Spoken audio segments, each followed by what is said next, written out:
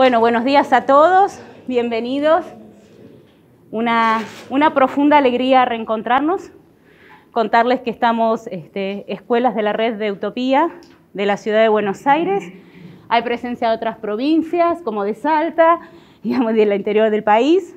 Se está grabando para todas las escuelas que están de las otras provincias que conformamos este colectivo, ¿no? Sobre todo de directivos, que nos animamos a transformar la escuela y en este desafío poder superar a veces las miradas obstaculizadoras, digamos, que ponen como el sistema, las condiciones nunca están dadas, como para poder tomar conciencia, digamos, que hay formas de recrear la experiencia de escuela que tienen los chicos e ir con voz de escuela, estableciendo conversaciones y diálogos con las políticas públicas, con las universidades, con los académicos y también con otros directores de escuela, ¿no? Que ahí está el gran aprendizaje. Así que es una alegría volver a un evento presencial. Le vamos a dar gracias a las autoridades presentes. Nos acompaña el doctor Horacio Ferreira, que es el subsecretario de Educación de la Municipalidad de Córdoba. Gracias, Horacio, por estar acá. Todos ustedes saben que el modelo Utopía articula con políticas públicas en la Municipalidad de Córdoba. Nos acompaña Sandra, digamos, por la OEI, y el padre Pablo Corbillón por la Vicaría de Educación, quienes son las alianzas que sostienen e impulsan el modelo Utopía hace 5 años. Es así. Desde su nacimiento, Pepe está cuando Utopía era un sueño, ¿sí? Cuando el equipo nos dedicábamos a viajar y a estudiar en otras partes del mundo, procesos de redes de escuelas que habían tomado fuerza y emergían con modelo, con mucho protagonismo desde las instituciones y de las bases. Eso es lo que hicimos con el equipo durante 2 años, 2014 y 2015, y en 2016 nace Utopía y Pepe nos ha acompañado todos los años, así que para nosotros es un placer tenerte acá y te agradecemos la presencia. Y aquí están otra vez los directivos de la red. Luciana me proponía este título y le dije que sí, que me parecía bien, pero en la pregunta, digamos, podríamos contestar rápido y marcharnos. O sea, ¿cómo lograr sistémica en la escuela? Con mucha convicción, con mucha perseverancia, con tiempo, con reflexión, ya se pueden ir, digamos, ¿no? O sea, no hay otro secreto, En realidad, sí, claro, la inspiración es clave, lo que tantas personas de aquí, además hemos comentado muchas veces, ¿no? Que el viaje a Barcelona, ¿para qué sirvió? Para inspirar. No sirvió para copiar, sino sirvió para inspirar, porque los procesos de transformación son muy personales, son muy de contexto, incluso en un propio país, en una propia nación, también son de contexto, incluso en una ciudad tan grande, por ejemplo, como Buenos Aires, ¿no? ¿Cómo puedes pensar que una decisión va a ser igual en todas las escuelas, ¿no? O sea que ahí sí que hay un aterrizaje, pero el aterrizaje tiene que ser con periscopio, porque si no es endogámico, me quedo dentro, me hundo en la miseria, decimos nosotros a veces, ¿no? Me hundo en mi propia miseria, tengo que tener el periscopio arriba, ¿no? En ese juego, ¿no? O sea que de verdad, Luciana, muchas gracias por invitarme, ¿no?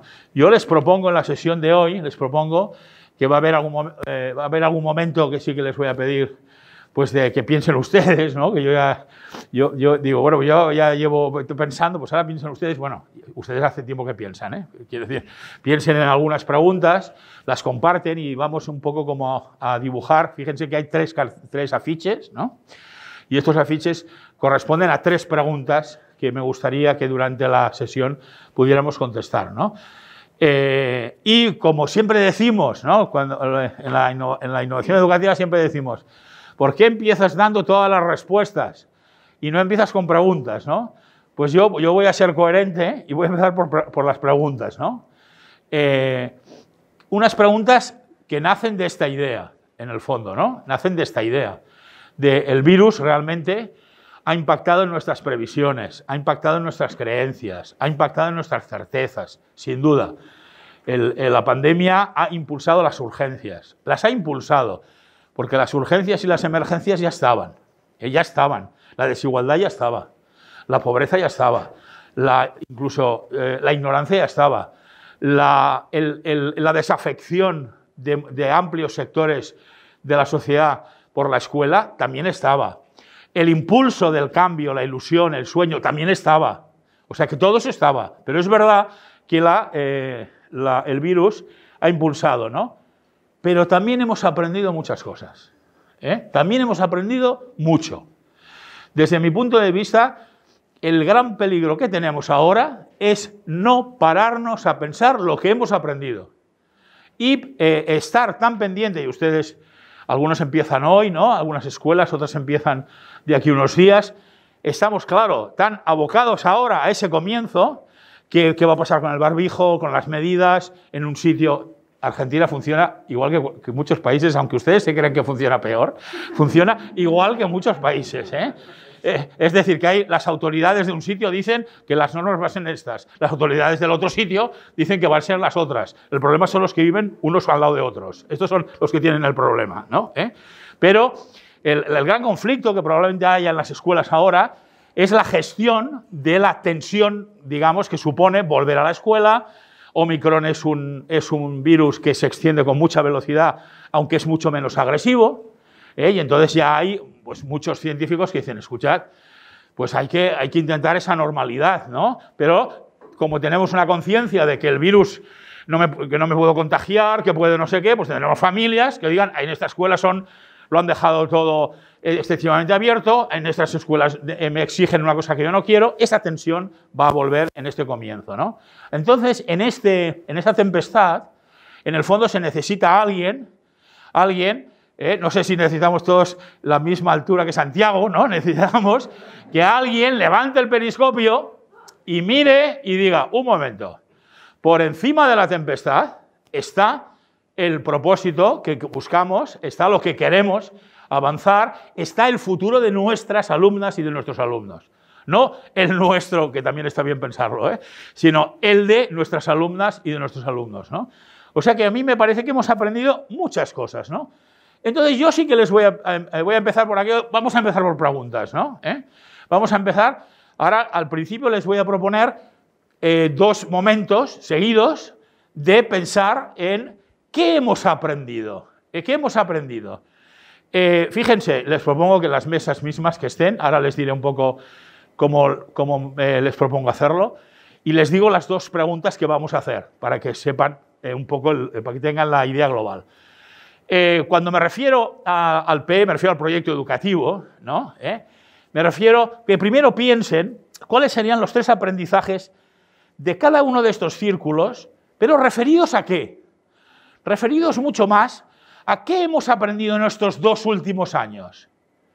En el 20, 21, 22 está recién nacido, ¿no? Pero el 20, 21, sobre las actitudes, sobre la disposición, la respuesta que hemos visto, los vínculos.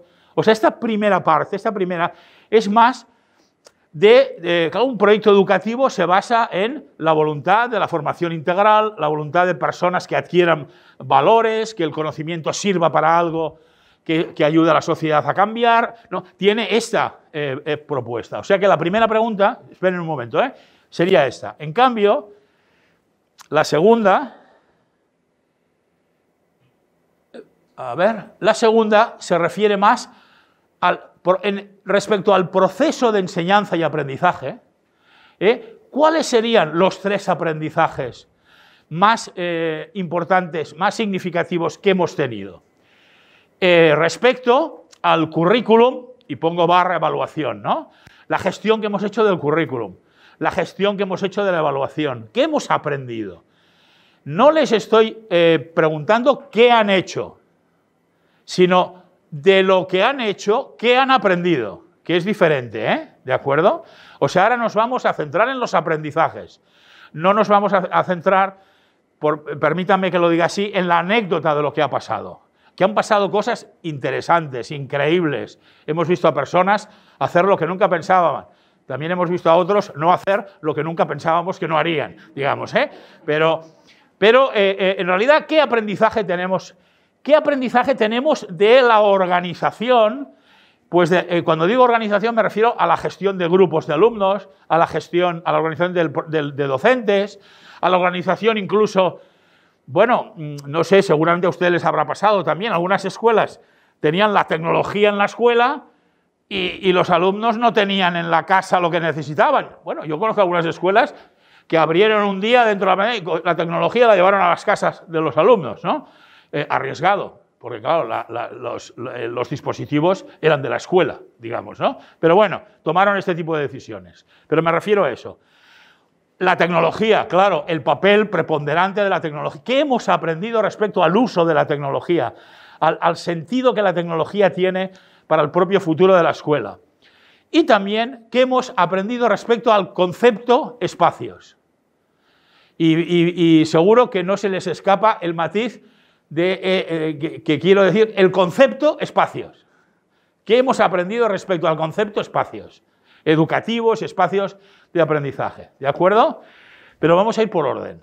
Yo les quería poner las dos pantallas para que, de alguna manera, en la primera no contesten lo de la segunda, ¿de acuerdo? Entonces, teniendo en cuenta esto, a ver si lo... Vamos a lo primero... No, siempre me equivoco de sentido. Identificamos estos tres aprendizajes, lo compartimos con las personas de nuestra mesa y no cada uno de ustedes, sino de cada mesa salen de aquí, de cada mesa de aquí salen, como hablamos de, les decía dos aprendizajes, me parece que les he dicho tres, quería decir dos, me parece, ¿no? Bueno, ahí pone tres, miren, les propongo tres, porque pone tres. De cada mesa tienen que salir tres, tres, tres y tres, ¿vale? Escriban en letra muy grande, más vale poner una sola palabra, que ya nos va a dar a entender, y después está este post-it, ahora pondremos ahí, haremos las columnas, que pondrá las 4 columnas, alumnado, profesorado, recursos y familias, y entonces luego el post-it lo pondremos ahí, ¿de acuerdo?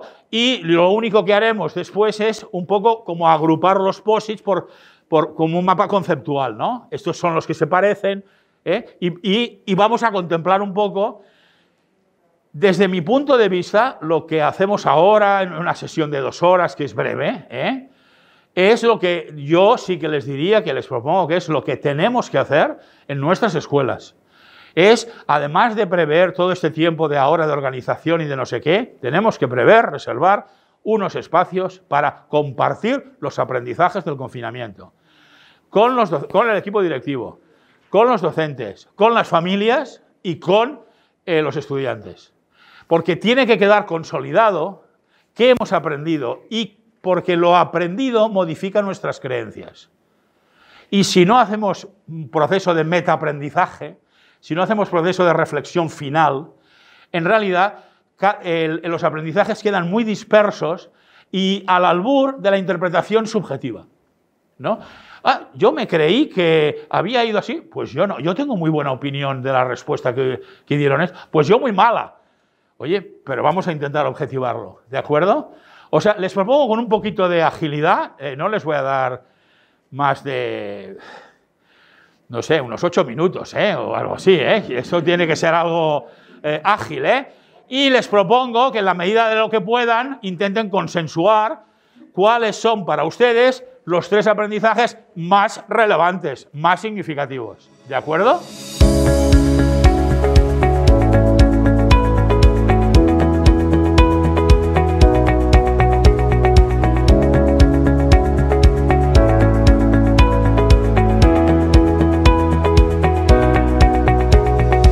Sí que les pido que vuelvan a como girar hacia aquí, bueno, a girar en realidad hacia la pared, digamos, por así decirlo, ¿no? Que puedan ver.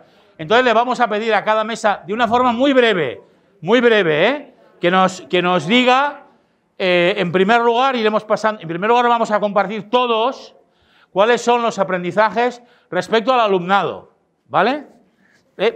Tenemos que ser muy breves, muy sintéticos. A ver, aquí, la mesa del fondo. Tuvimos 2 aprendizajes respecto al alumnado. Uno, perfecto. graduar la escucha. Graduar la escucha. Graduar la escucha. Propongo que pongas escucha. Y romper con la simetría, ¿no? Con el vínculo docente, el portador del conocimiento y ¿Te parece que pongamos asimetría, entonces? Romper con la simetría es algo asimétrico. ¿Lo interpreto bien? No. Uy, el profesor de matemáticas. El profesor. La simetría sería estar a la par. Romper la simetría. Vale.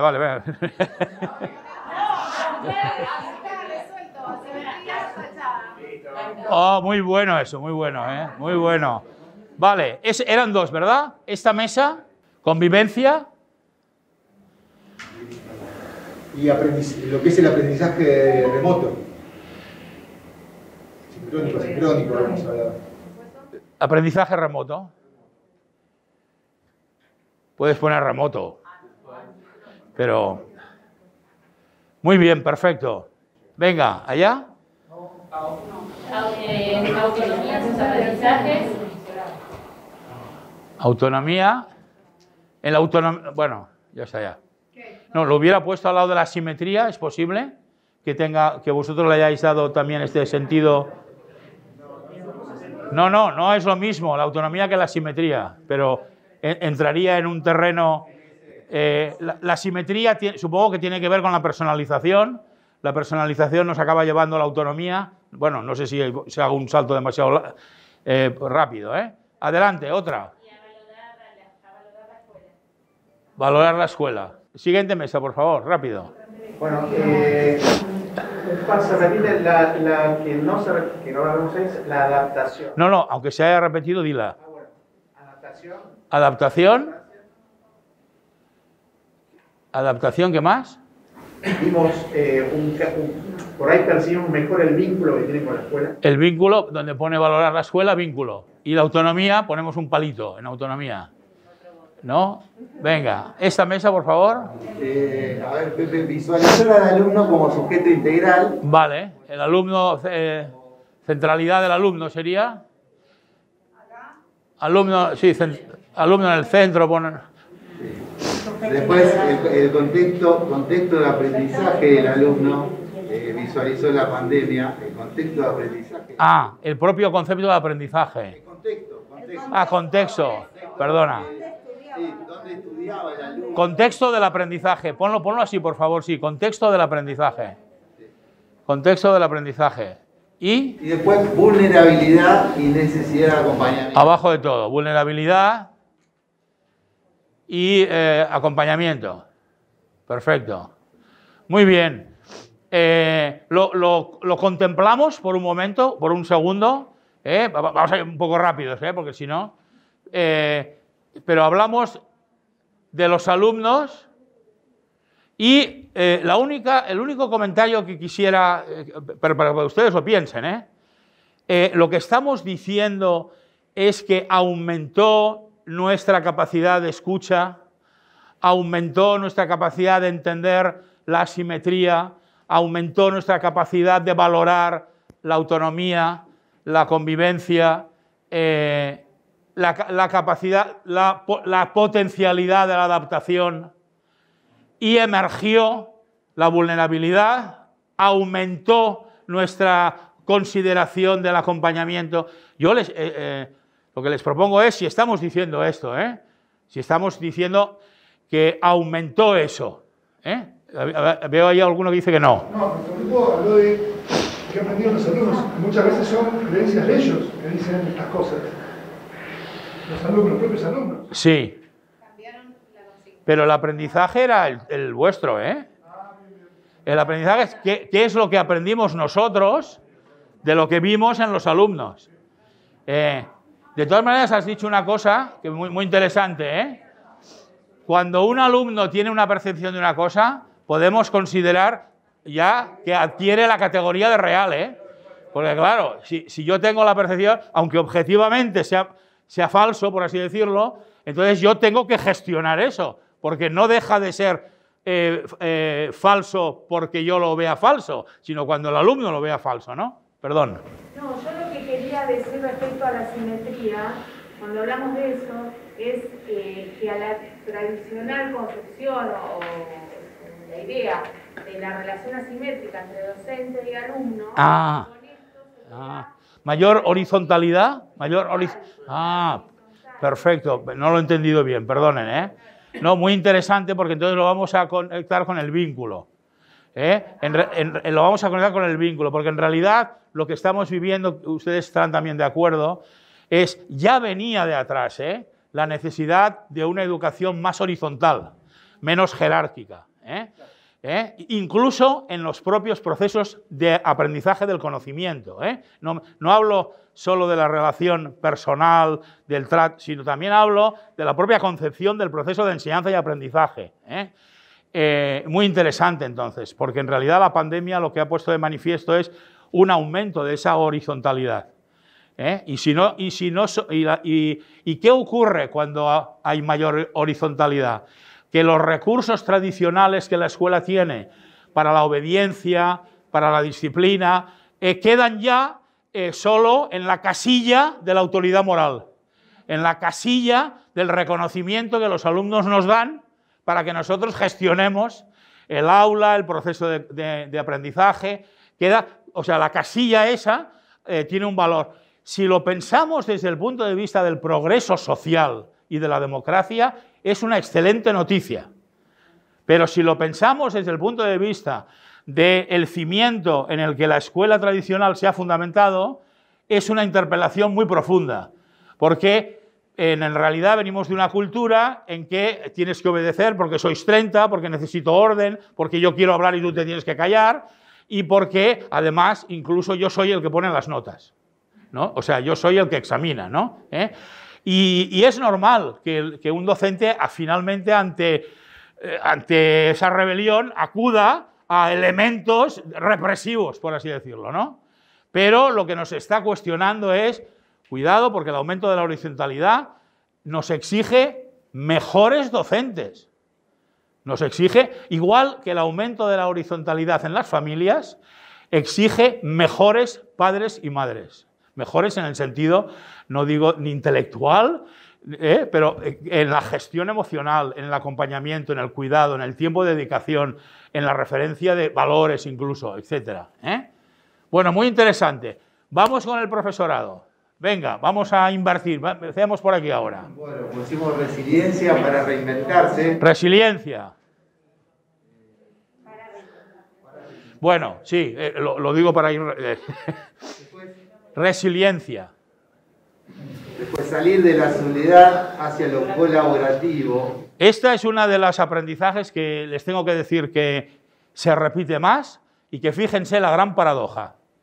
La gran paradoja es que estamos encerrados en casa, estamos conectados por Zoom y en realidad nos conectamos más. Desde el punto de... O sea, nos conectamos más, entiéndanme bien la expresión, O sea, los vínculos emocionales se conectan fuertemente.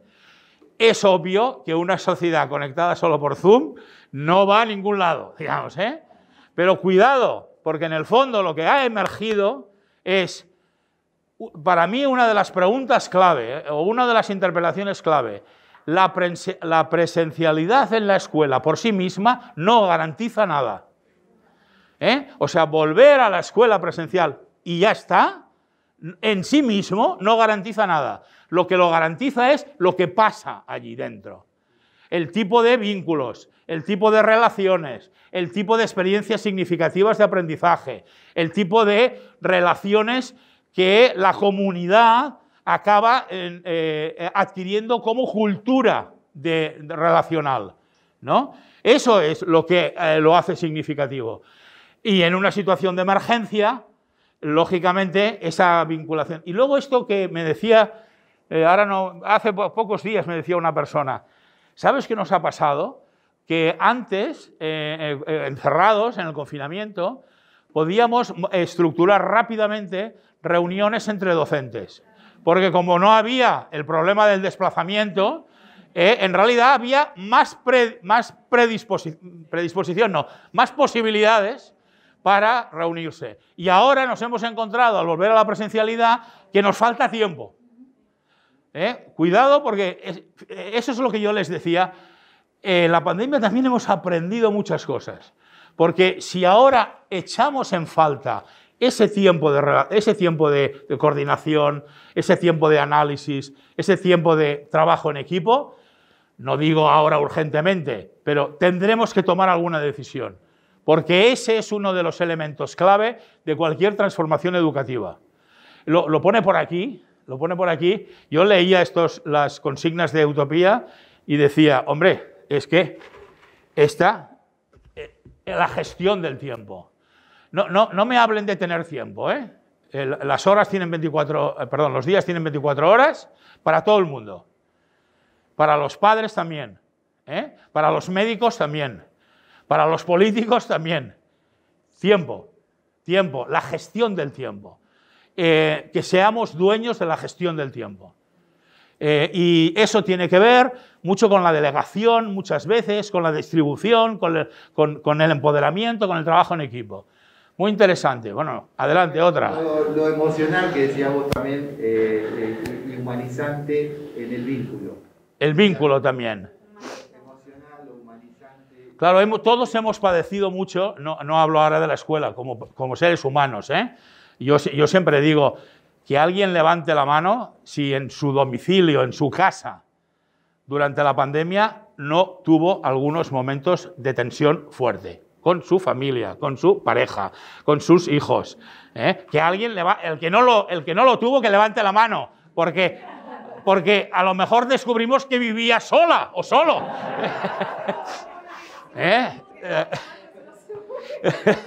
O sea, y eso, en el fondo, al decirlo, fíjense, al mostrar esa vulnerabilidad, reconocemos que emocionalmente allí necesitábamos. Y entonces, claro, muchas veces el profesorado, también entre ellos, pues, y entre nosotros, ¿no?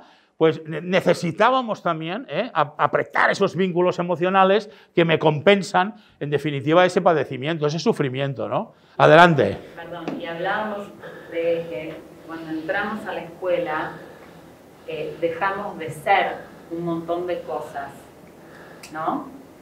Y en la pandemia fuimos todo lo que somos todo el tiempo. O sea, las familias, se dice, ¿no? Entraron en nuestra casa, nosotros entramos en la suya, ¿no?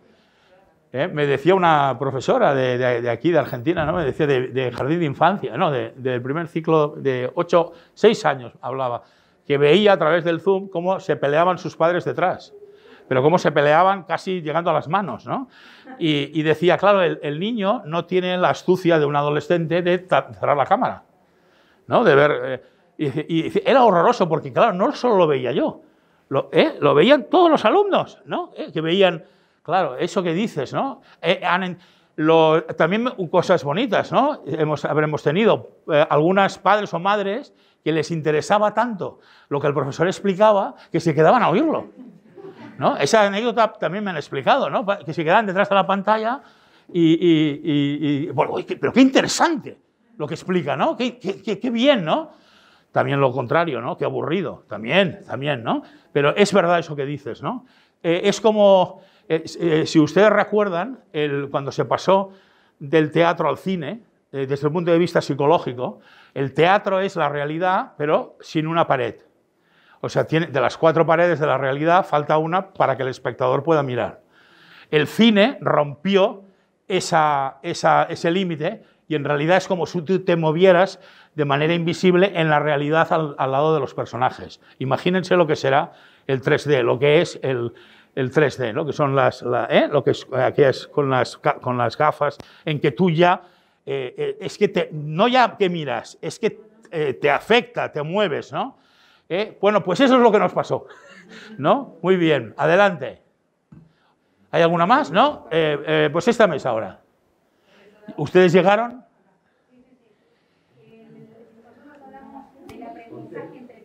Aprendizaje entre pares. Te refieres del profesorado, ¿eh? Sí, esa colaboración que uno promovía intencionalmente empezó a darse casi espontáneamente. De manera, por necesidad, por necesidad urgente, ¿no? Y aparecieron nuevos liderazgos. Esto también es muy interesante, ¿no? Nuevos liderazgos. Bueno, el uso de la tecnología, nos dedicamos bastante a ver cuánta gente tenía resistencia y de repente nos volvimos especialistas en plataformas, en aplicaciones y estábamos a la expectativa de nuevos aprendizajes. ¿Cuál es el gran peligro de esto? ¿Cuál es el gran peligro o sea, al principio nos estábamos hundiendo, el barco se hunde. Y entonces, claro, teníamos que taparlo, ¿no? O sea, aprendimos todos los dispositivos digitales, todas las... Pero ¿cuál es el peligro? Fíjense, a medio plazo. O sea, ¿qué es lo que ahora no nos puede pasar? Volvemos a la presencialidad. Algunos incluso estarán pensando, bueno, ya me olvido de la tecnología. Pero ¿cuál es el gran peligro de eso, de esa expresión tan usada además, que es aprendimos todos los dispositivos del mundo? ¿Cuál es, o sea, si seguimos por ahí, ¿cuál es el peligro? No sé si hago la pregunta, ¿sí? ¿Cuál creen? Bueno, claro, yo ya les digo cuál es el peligro, hago un juicio de valor, ¿eh? Pero les digo, ¿cuál es, cuál es el peligro? ¿Cuál es la amenaza? ¿Qué es lo que no nos debe ocurrir? Es parte que todos insistimos en eso, porque eso va avanzando permanentemente. Lo que hoy aprendimos para avanzar en 5 años va a ser obsoleto. Desde el punto de vista técnico, queremos decir. O sea, si nos metemos en el camino de aprendernos todos los dispositivos, no tenemos horas al día. Yo diría confundir aprendizaje con utilización de nuevas tecnologías. Eso es, ¿no? O sea, si nos vamos... la expresión sería, si me dejo arrastrar por el camino puramente técnico, en realidad es por una creencia, aunque no la formule, que es que creo que la tecnología en sí misma es aprendizaje, aunque condiciona muchísimo el aprendizaje, ¿eh? En cambio, a mí por lo menos me parece interesante que empleemos, nosotros necesitamos capacitarnos a nosotros y a los docentes en la tecnología educativa para llevar a cabo aquellos objetivos de aprendizaje que queremos conseguir. No cómo. No nos liemos, no confundamos la actividad con el objetivo de aprendizaje. Si yo quiero desarrollo de pensamiento crítico, capacidad de argumentación, capacidad de trabajo en equipo, de explorar, de interpretar, de discriminar, necesito criterios. Pero claro, la tecnología es que es verdad, ¿no? Es que yo ahora tomo un remis y en la media hora de viaje me puedo informar. Bueno, miren, yo por las mañanas aquí escucho la radio en catalán. Estoy haciendo un poco de bicicleta y escucho la misma radio que en Barcelona. Además, escucho el mismo programa, porque claro, como puedo utilizar el podcast, voy oyendo la hora de la mañana. Son las 9 de la mañana en Barcelona. Y aquí ¿no? Pues aquí las 5, ¿no? ¿De acuerdo? Bueno, vale. Entonces, claro, la tecnología me ofrece un montón de posibilidades. Pero si mi foco, mi mirada está en los aparatitos, en lo técnico, estoy perdido. ¿Desde qué punto de vista? Desde el punto de vista de mi orientación pedagógica, educativa del proceso, del proyecto que quiero llevar adelante. Así que tengo que huir tanto de aquellos que... Son expresiones que he oído. Odio ya la tecnología, no quiero saber ya nada más de ella. Bueno, tú has ido a una boda, te has empachado del mejor pescado, y por no decir que has bebido tanto que estás completamente borracho, digamos, ¿no? Y entonces al día siguiente juras que no volverás a beber hasta dentro de 24 horas, digamos, ¿no? O sea que ni tampoco de aquellos que parece que les ha venido el Espíritu Santo en forma de app, de dispositivo, ¿no? Y han descubierto... No, tenemos que huir de las dos posiciones y tenemos que entender algo que a veces yo sí que les diría que cuesta. Yo oigo aún demasiadas veces: la tecnología es un medio, un instrumento. Cuidado, cuidado. La imprenta, cuando apareció la imprenta, no fue simplemente una cuestión de instrumento o de máquina. Cambió todo. Cambió el acceso a la cultura, cambió la manera de entender lo que era la cultura, cambió la manera de entender lo que era el poder, cambió las relaciones de poder, democratizó la sociedad. La tecnología no es la imprenta, es 5 veces lo que supuso la imprenta. Pero para unas personas que tenemos una capacidad limitada de integrar tantos cambios en tan poco tiempo. O sea que es un medio que condiciona nuestra vida, Nosotros en el móvil miramos la hora. Estoy hablando de lo positivo.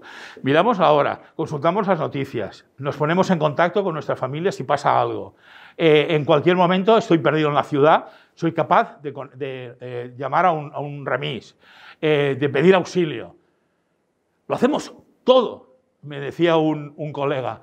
Dice, yo creo que hasta el sexo se hace con el móvil, digamos, ¿no? Un poco, es decir, todo. O sea que incluso cuando a veces es que se utiliza tanto el móvil, bueno, en las piernas también las utilizo mucho.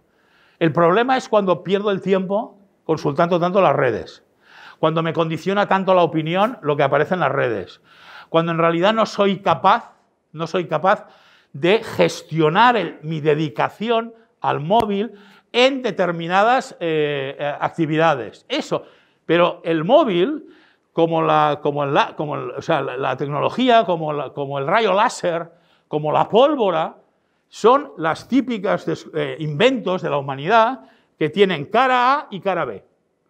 Y tienen una cara A muy positiva. El láser ha curado a mucha gente y el láser ha matado a mucha gente, ¿no? La bomba atómica. La pólvora ha supuesto el desarrollo económico, sensacional, y sigue matando a mucha gente. La tecnología es un aspecto incluso de horizontalidad, de acceso a la información. A través de la tecnología hay una enorme capacidad de manipulación de la información. ¿De acuerdo? Entonces, claro, fíjense, con la tecnología sería como si nosotros a nuestros estudiantes no les dijéramos lo que significa la pólvora, o lo que significa un cóctel molotov, o lo que significa el peligro de electrocutarse.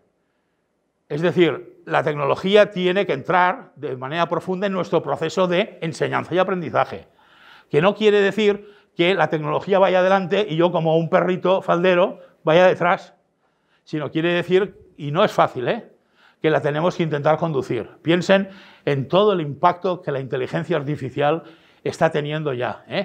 Yo he leído algunos artículos de periódico de alguna persona que dice, este artículo no lo he escrito yo, lo firmo yo, pero lo ha hecho un programa de inteligencia artificial en que yo le he dado 3 o 4 pautas. El otro día en una escuela de Madrid un profesor me enseñaba esto, me decía, yo les puse, era como un taller así, les puse una tarea.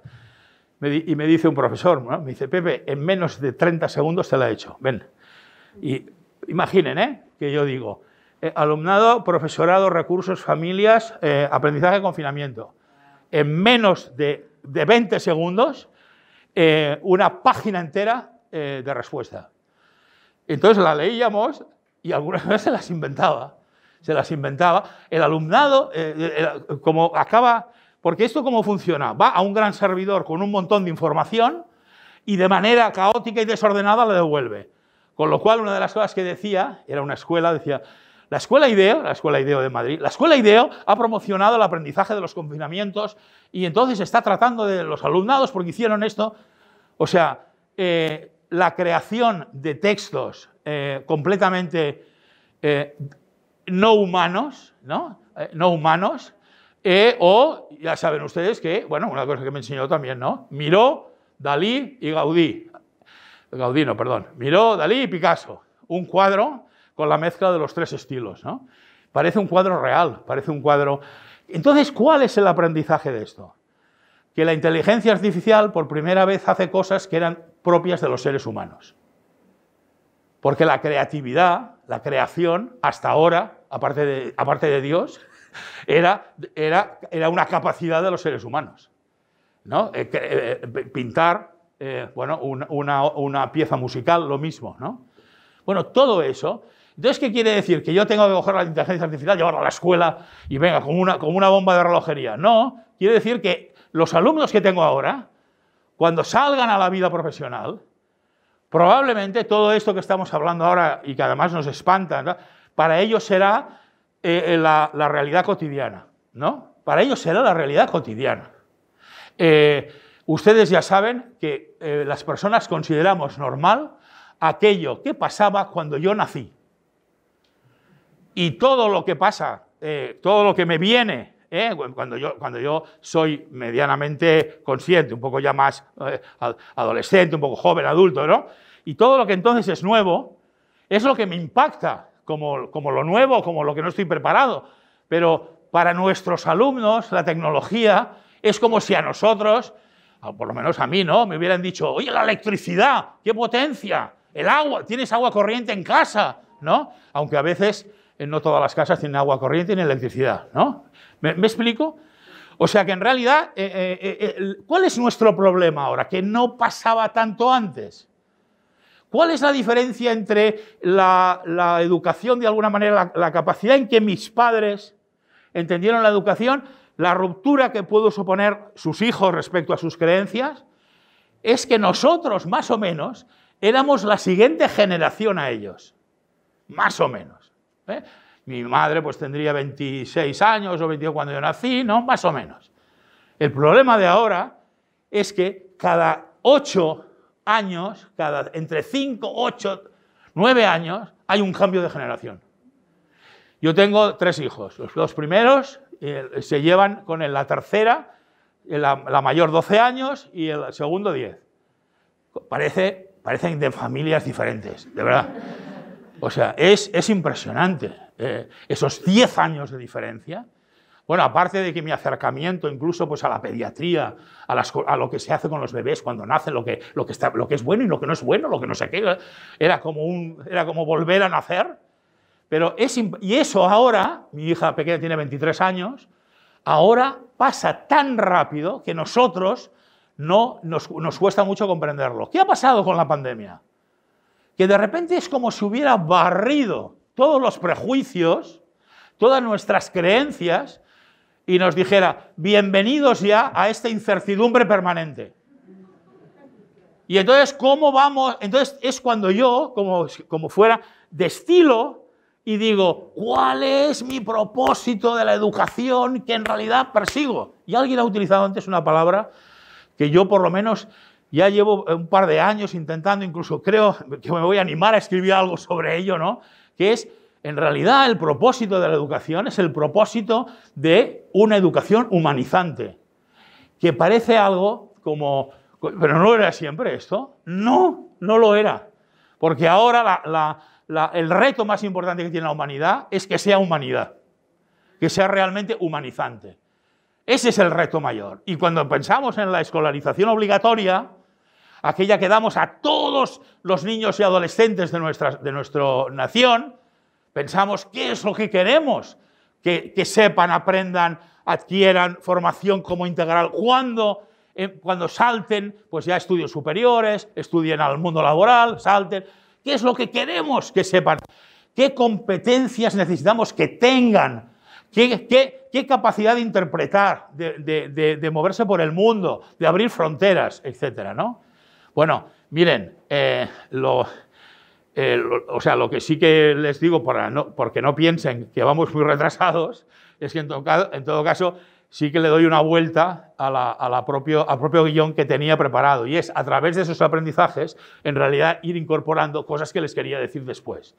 No se preocupen, porque después yo le pasaré a Luciana la presentación y luego lo tendrán todo escrito, o sea que lo pueden ver perfectamente. Pero nada que verán no se lo voy diciendo, ¿de acuerdo? Sigamos. ¿En dónde estábamos? ¿En esta mesa? ¿Aquí? ¿Esta? ¿Pasamos a esta? Sí. Nosotros pusimos algo parecido, pusimos mucho de trabajo colaborativo y creativo, hablamos de las tecnologías y hablamos que se llamaron a nuevas formas de enseñanza. Nuevas formas de enseñanza. Sí. Adelante. Adelante, adelante. El trabajo colaborativo era igual que ellos y la de tecnología... Pero dilo porque le ponemos voto. Trabajo colaborativo.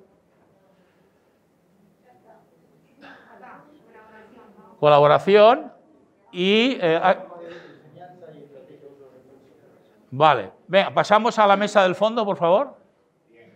Empatía, adaptación y colaboración. Venga, colaboración ya teníamos. Empatía. ¿La empatía la pueden explicar un poco? La empatía es el poder como docente ponerse en lugar del otro. Creo que esto significa entre propios colegas y también de los alumnos. Perfecto. A veces le pedíamos cosas y los alumnos no tenían la posibilidad de poder respondernos porque no tenían ni un celular para poder acceder a la comunicación porque un amiguito se lo llevaba. Bueno, todo depende de los contextos, digamos, contextos de mayor vulnerabilidad. Esto el docente tuvo que ser muy empático. Y de ahí comenzaron a aparecer que algunos entregaban anillados, fotocopias, para que los chicos pudieran seguir aprendiendo porque no había conectividad, bueno, y así. Porque claro, fíjense que lo que pasó es que algunos docentes estaban padeciendo las mismas dificultades que los alumnos, ¿no? Porque no hacía falta incluso ser en ese sentido un profesor vulnerable, ¿eh? Pero nadie tenía tantos dispositivos, muchas familias no tenían tantos dispositivos como personas, o tenían el móvil, pero uno no puede seguir toda una clase, toda una sesión de móvil, poner el móvil todo el tiempo allí, ¿no? O sea que en realidad esta empatía también llegó porque por primera vez el docente dijo, le pasa, ahora soy yo el alumno, me está pasando lo mismo que a él, ¿no? Tengo esta dificultad, ¿no?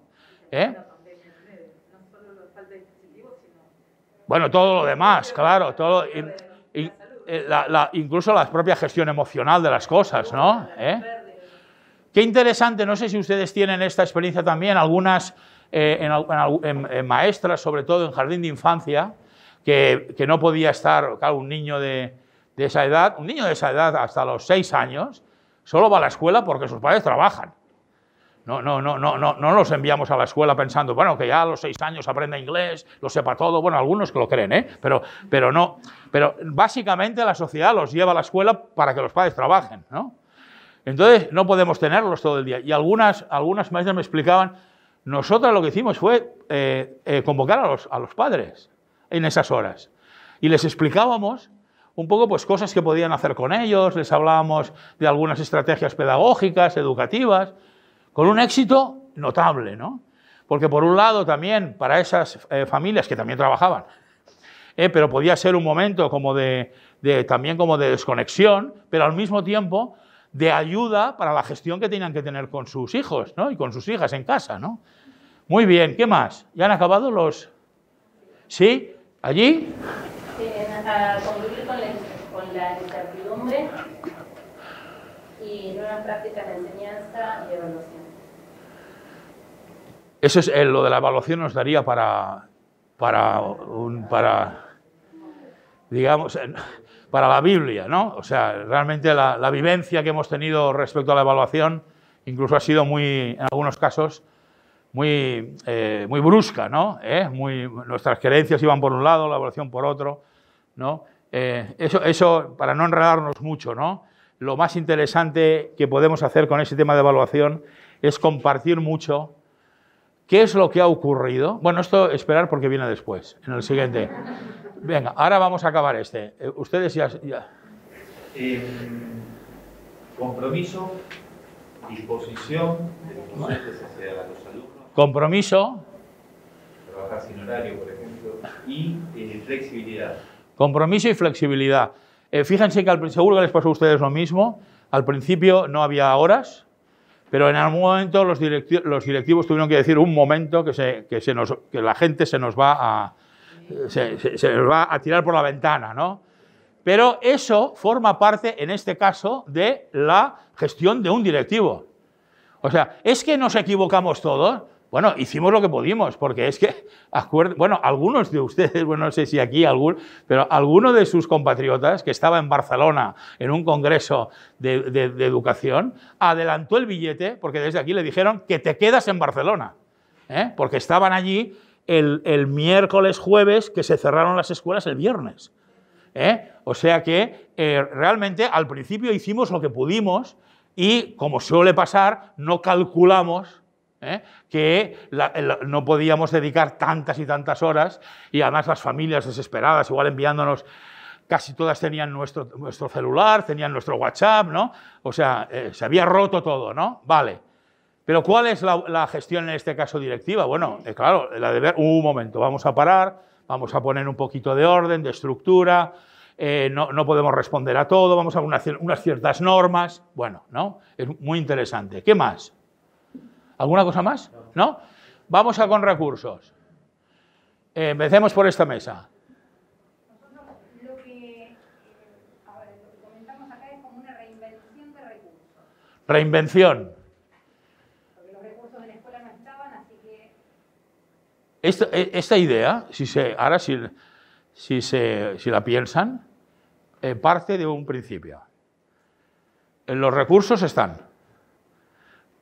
No tengo todos los que quiero.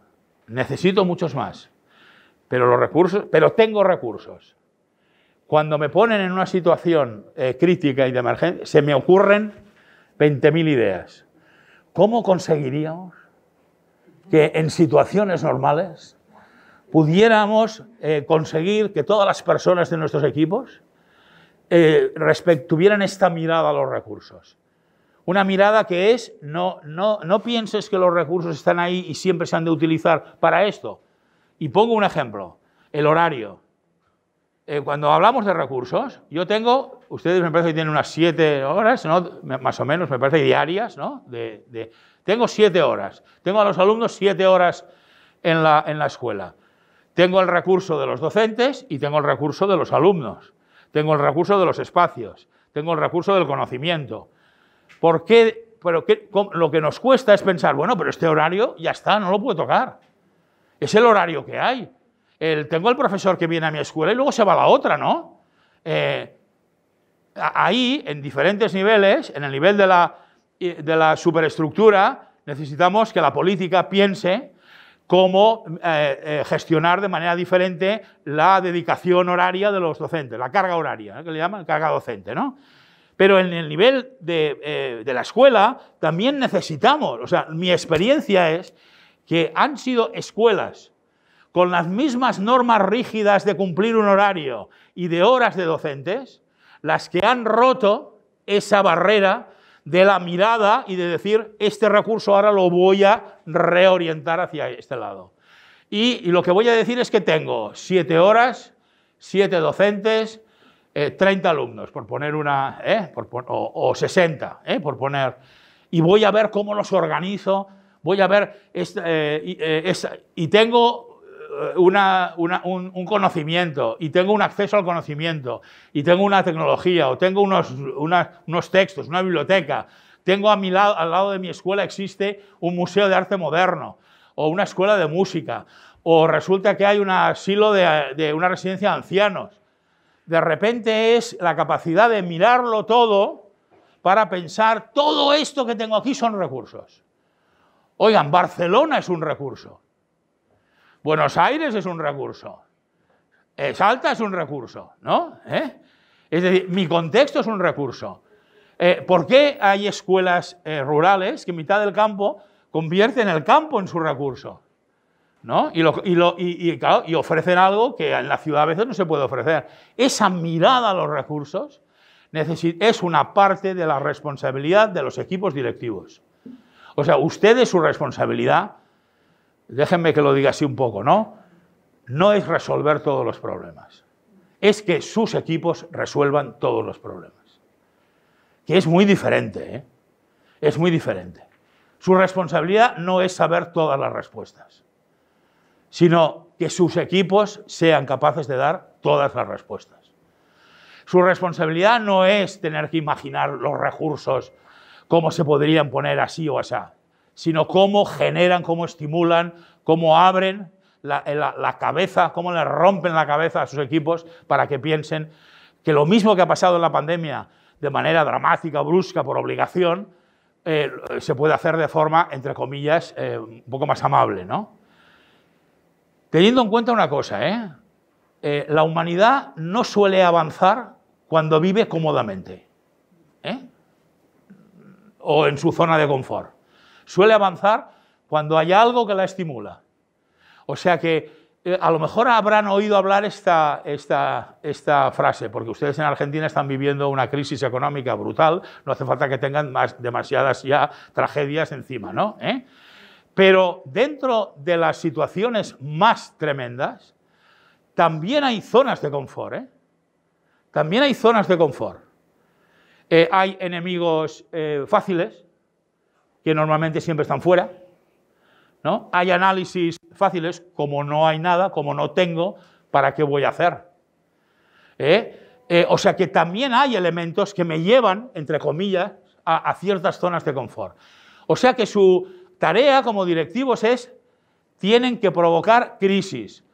Provocar crisis no es provocar crisis en el sentido positivo de la palabra, me refiero. Provocar crisis significa, si no somos capaces de interpelar, de provocar inquietudes, de provocar... Cuando hablo de crisis me refiero a eso, No se trata... he conocido a algún director que decía, mira, yo, ¿sabes lo que hacía? Cada 2 o 3 años echaba a 2 o 3 y así ya veía que la gente reaccionaba. Eso es como el domador de leones que entra, ¿no? Y empieza con el látigo y los leones reaccionan, pero los docentes no somos leones, no somos animales. Bueno, somos animales, pero racionales, ¿no? O sea que la crisis, en el fondo, que creemos que un directivo ha de provocar, es una crisis vinculada al ¿para qué? ¿Para qué hacemos esto? ¿Por qué hacemos esto? ¿Y para qué? ¿Para qué tenemos la escuela? ¿Para qué sirve nuestra educación? ¿Qué evidencias vamos recogiendo de lo que estamos haciendo? ¿Estamos simplemente cumpliendo con la ley? ¿Estamos cumpliendo simplemente con la... porque es lo que nos piden los padres? Esta frase la he oído muchas veces. Cuidado con los cambios porque lo que los padres de nuestra escuela piden no es esto. Ostras, jamás había oído una frase tan comercial, ¿no? De un profundo pensamiento capitalista, digamos, ¿no? O sea, ¿cómo que lo...? Hombre, claro que has de tener en cuenta su opinión, pero tú solo haces las cosas que te piden los padres. Mentira, es el típico profesor que luego se carga la mitad de la clase. ¿Esto también te lo piden tus padres, los padres, ¿no? Que se cargan quiere decir que suspende, ¿no? ¿De acuerdo? O sea que ahí, en esta reinvención de recursos, que es un aprendizaje de la pandemia, yo lo que les propongo es, como es un aprendizaje de la pandemia, miremos cómo podemos, de alguna manera, conseguir que esta capacidad que tienen nuestros equipos de mirar los recursos de otra manera se pueda mantener y podamos provocarla. Fíjense, con esto que me decían de las normas. Yo como enseñé muchos años literatura y en España era obligatorio leer El árbol de la ciencia de Pío Baroja. Y en el árbol de la ciencia de Pío Baroja tiene una cita. Pío Baroja es una novela, es la biografía de un chico joven médico, ¿no? Que Pío Baroja había estudiado medicina, ¿no? Bueno, en el fondo es bastante autobiográfica, su crisis cuando pasa a la universidad, etc. Y él cita a Schopenhauer en una frase tremenda, ¿no? Que dice, Dios no solo hace al esclavo, sino que le da la mentalidad de esclavo. Fíjense en la frase. Perdonen el símil. La administración no solo hace esclavos a las escuelas de las normas, sino que les da la mentalidad de la dependencia de la norma. De tal manera que al final no hace falta que haya ninguna administración que imponga nada, porque yo ya me lo he autoimpuesto. Igual que Schopenhauer se refería a la dificultad de las clases, digamos, de los más pobres, por rebelarse contra el poder, porque en realidad habían acabado comprendiendo que era su papel en el mundo, pues en el fondo no nos pase que nosotros al final somos más papistas que el Papa, ¿verdad? Esa expresión, o sea, y esta expresión que decías tú, Luciana, no se puede. ¿Quién lo dice que no se puede? La norma. No hay ninguna escuela que haya hecho transformación profunda sin saltarse las normas. No hay ninguna. ¿No? No. Pero cuando digo saltárselas, claro, me refiero a forzarlas. A forzar la norma como un marco y voy empujando y voy forzando. Sí.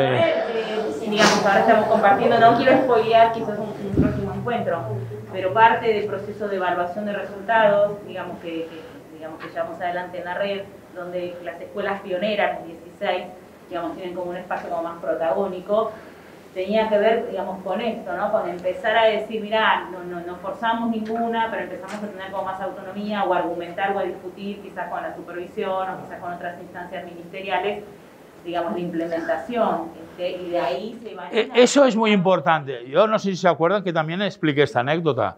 Cuando nosotros empezamos el proyecto 2020, sin saber aún lo que íbamos a hacer, sin saberlo, solo sabiendo que iban a pasar cosas, fuimos a ver a la ministra de Educación de Cataluña, ¿no? La que se llama allí el consejero de Educación, y le dijimos, bueno, venimos a verte porque queremos comentarte que estamos iniciando este proyecto y que realmente nos proponemos una transformación profunda, y nos atendió muy bien.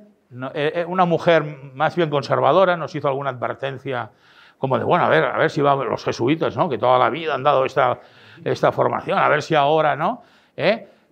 Pero, ¿qué pasó? ¿Qué pasó? Que también dijo una frase final muy interesante, que es, bueno, si los jesuitas hacéis algo, es porque debe ser interesante. Vamos a estar atentos.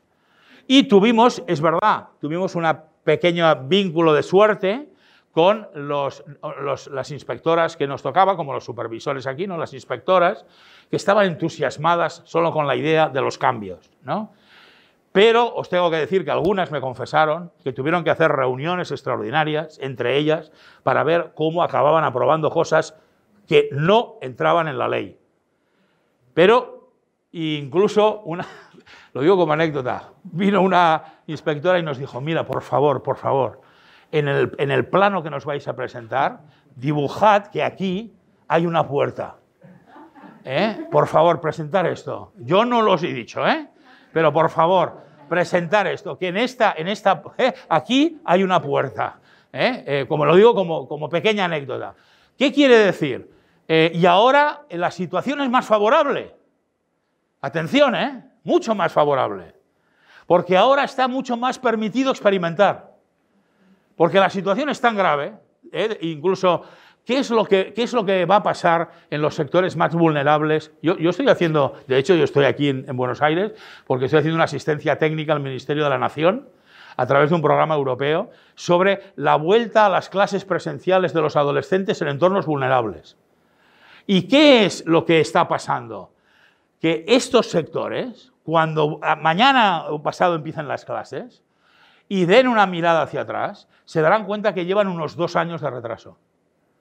En muchos sectores sociales, desde niños, mirarán y dirán, respecto a la media que va avanzando, que llevan hasta 2 en España está más o menos estudiado en España, 2 años, 2 cursos de retraso. ¿De acuerdo? Entonces, ¿cómo es posible? No se van a mantener las normas de la misma manera porque es insostenible para un país. Es insostenible ese nivel de desigualdad, ¿no? Entonces, aprovechen la creencia que en estos momentos hay de que son importantes los cambios y hagan esta mirada estratégica, que sí que me parece importante, Hay entidades en nuestra sociedad que tienen como una especie de autoridad moral, ¿no?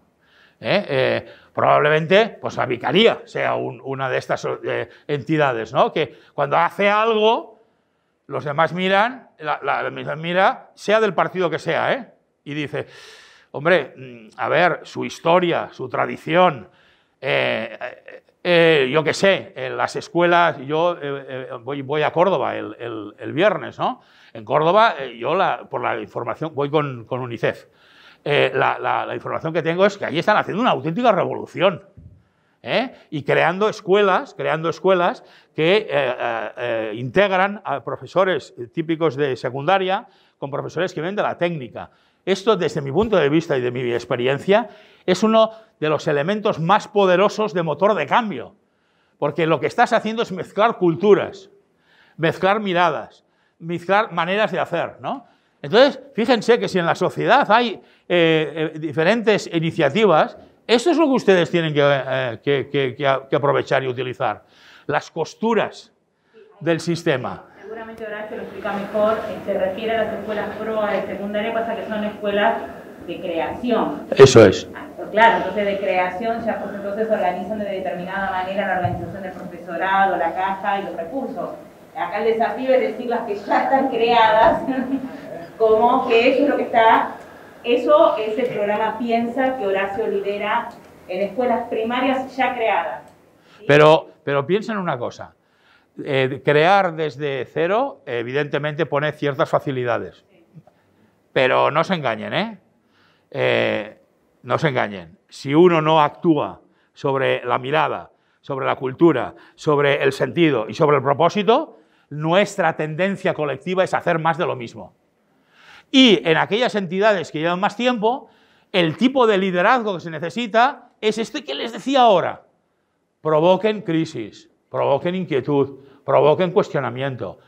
Claro, ¿es fácil? No, claro que no es fácil.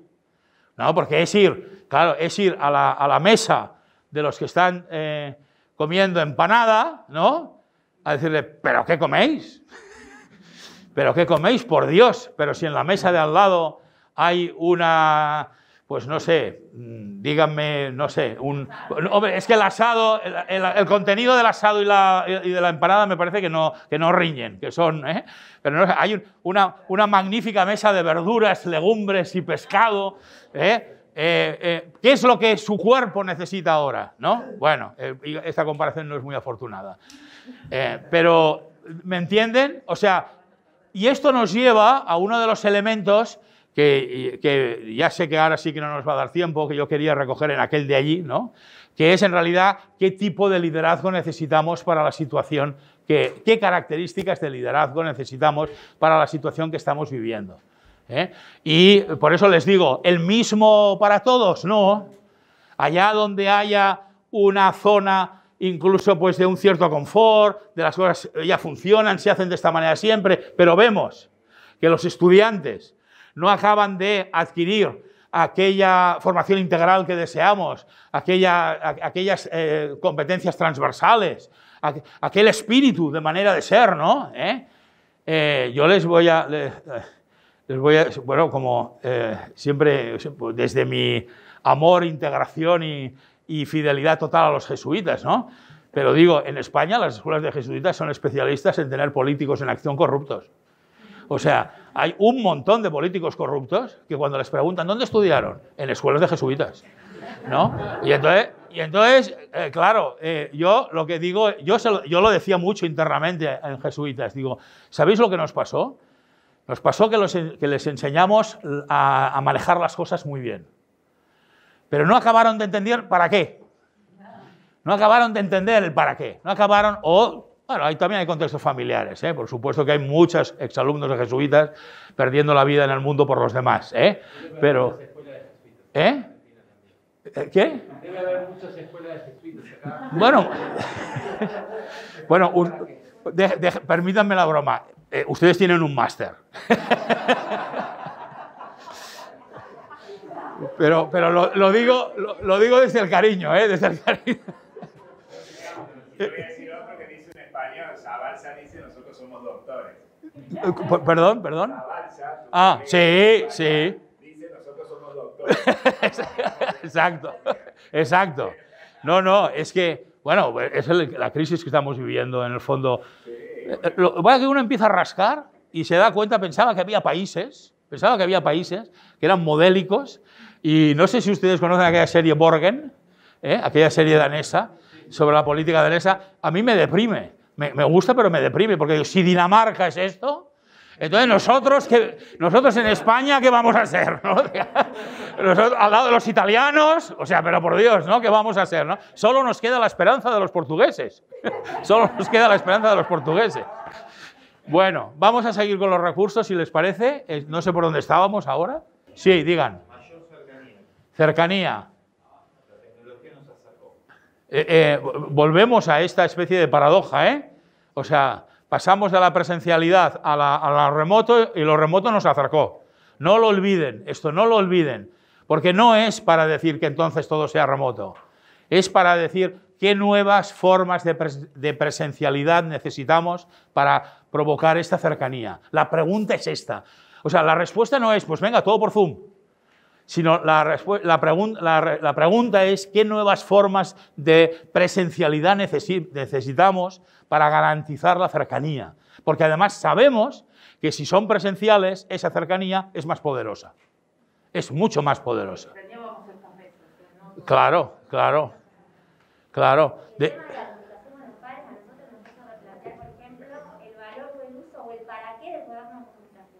Bueno, es que esa es la pregunta que en realidad tendríamos que como llevarla en la frente. Cuando ustedes vayan por la escuela y le digan cosas, hagan una ventanilla y digan, ¿para qué?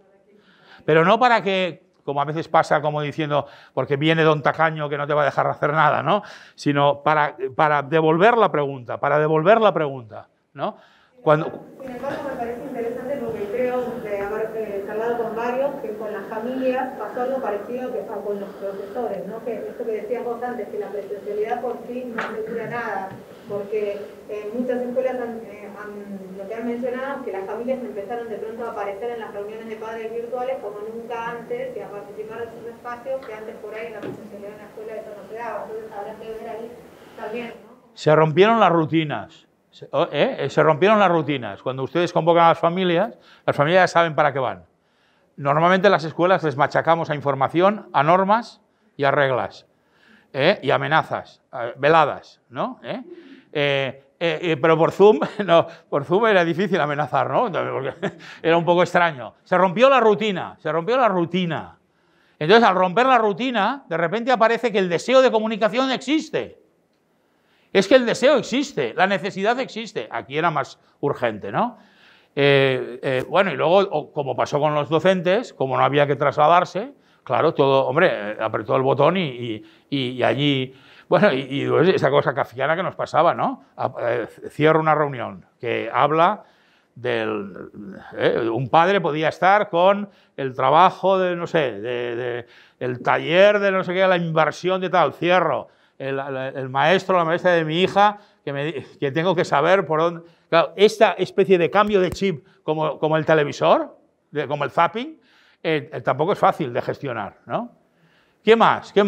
El reconocimiento, nosotros acá estuvimos viendo, me parece que hubo como desde la escuela un reconocimiento a la familia y la familia fuertemente de la escuela, que para mí eso hay que aprovecharlo. El mutuo reconocimiento, ¿podemos recoger así? Puede ser, pero digo, me parece que ahí hay algo interesante porque la familia valoró mucho el lugar de la escuela y se dio cuenta el lugar del docente. Entonces, esto me parece que... es un aprendizaje que es importante. Ojalá podamos nosotros sostener y valorar ese aprendizaje y no volver de nuevo a las normas, no, porque va a ser complejo, hasta la forma de enseñar a escribir.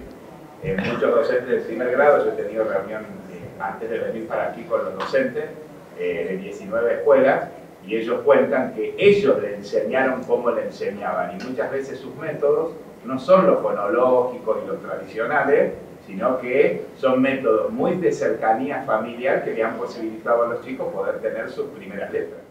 Claro. Muy interesante, ¿no? Mucho. Para mí la clave está, como dices, en cómo conseguimos no perder esto. Y no lo vamos a perder. O sea, una de las claves para no perderlo es la dedicación de tiempo que tengamos a compartir, socializar, objetivar y documentar los aprendizajes hechos en el confinamiento. Porque son incluso los que nos giran la respuesta. Eso que decíamos ahora. Bueno, pero la distancia remota nos ha hecho más cercanos. Bueno, pues todo por Zoom. No, lo que me tiene que impulsar es a hacer otra pregunta, pero no perder el espíritu. El espíritu, en este caso, pues de aprendizaje, en el otro caso de relación, o este reconocimiento. Yo no solo estoy de acuerdo, yo creo que es una evidencia que cada vez que comparto ese tipo de sesiones siempre sale Es verdad que hubo malas experiencias también, en todas partes, ¿no? Es verdad que algunas familias echaron en falta, en algunas escuelas, un mayor compromiso de algún docente. Pero cuando uno sufre una situación como esta, es normal que pase eso.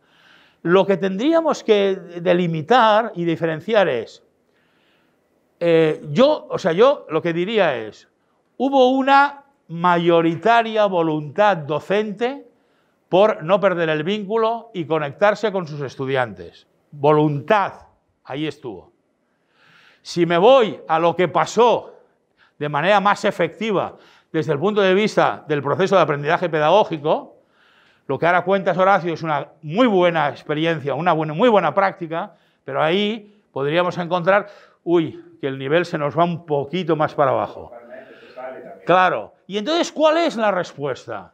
La respuesta en el fondo es, ¿cómo me reta a mí para la capacitación docente?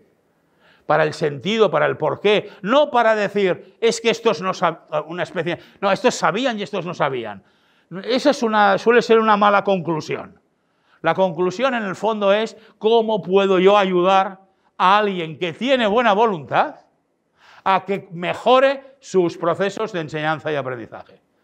¿Cómo puedo mejorar las experiencias de aprendizaje? Porque resulta que lo que nos hemos encontrado es algo muy valioso y es las ganas, el deseo, el compromiso que habéis dicho antes, ¿no?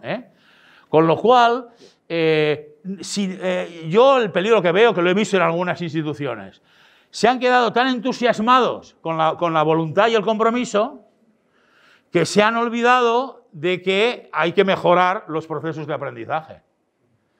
Hay que mejorar las prácticas. ¿Por qué? Fíjense por qué se han olvidado. Porque mejorar las prácticas de aprendizaje significa apostar mucho por la capacitación docente de equipos, por dedicar tiempo, y eso es inversión, por dedicar recursos a eso, y eso es inversión en este sentido, y eso a veces nos complica la vida. Eso a veces nos complica la vida, porque en el fondo lo más fácil de todo lo que podemos hacer es tener docentes haciendo clase y atendiendo a las familias y examinando y poniendo las notas. Pero si queremos moverlos, tenemos que crear espacios, tenemos que aislar, tenemos que crear espacios. Vamos a ver si acabamos estas columnas con los grupos. ¿Vosotros tenéis alguna aportación más? No, ahí en recursos falta la palabra innovación, que todos hemos trabajado en la innovación. Ponla, sí. Sí, en realidad la innovación casi podríamos hacer como transversal, ¿no? Muy bien. ¿Qué más? ¿Tenéis en alguna columna? Vamos a acabar las columnas. En familia pusimos muy parecidos a ellos porque también pusimos que valoran la escuela, ¿no? En relación a los aprendizajes de los hijos y en el vínculo de los hijos con... Emergió la escuela como un valor. Cuidado, el peligro no sea que emergió como un valor para poder dejar a mis hijos y que me dejen un poco en paz y yo pueda primero trabajar y luego vivir, ¿no? Eso... Pero mirar una cosa. Yo suelo decir, esa aparente contradicción va a existir siempre. La escuela siempre, lo ha tenido siempre, que ha tenido esta doble función. Por un lado, el lugar donde deposito la custodia de los niños y adolescentes, y por otro lado, el lugar de aprendizaje y conocimiento. No va a pasar nunca que, espero que no desaparezca nunca la del conocimiento, pero no va a pasar nunca que desaparezca completamente, en principio, esta necesidad de custodia social, con lo cual tenemos que convivir con ella. ¿Cómo? Desde mi punto de vista, dándole valor realmente a las experiencias significativas de aprendizaje. ¿Más aportaciones hay? ¿No? En esta mesa, no, ya estamos, ¿no? En la última mesa, ¿hay alguna que falta? En recursos habíamos puesto tal vez algo diferente a la innovación que tiene que ver con la apropiación también del recurso. Muy interesante, la apropiación del recurso.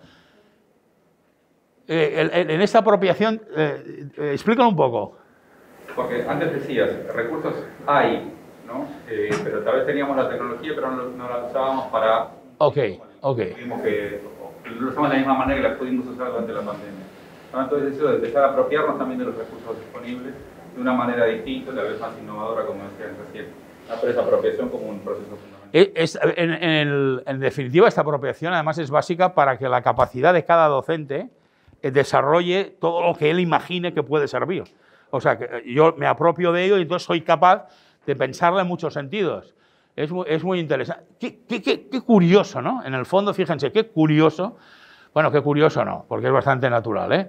Pero en cuanto llevamos a los seres humanos a situaciones límite, hay algo que está en el gen humano desde el sapiens, que es la supervivencia.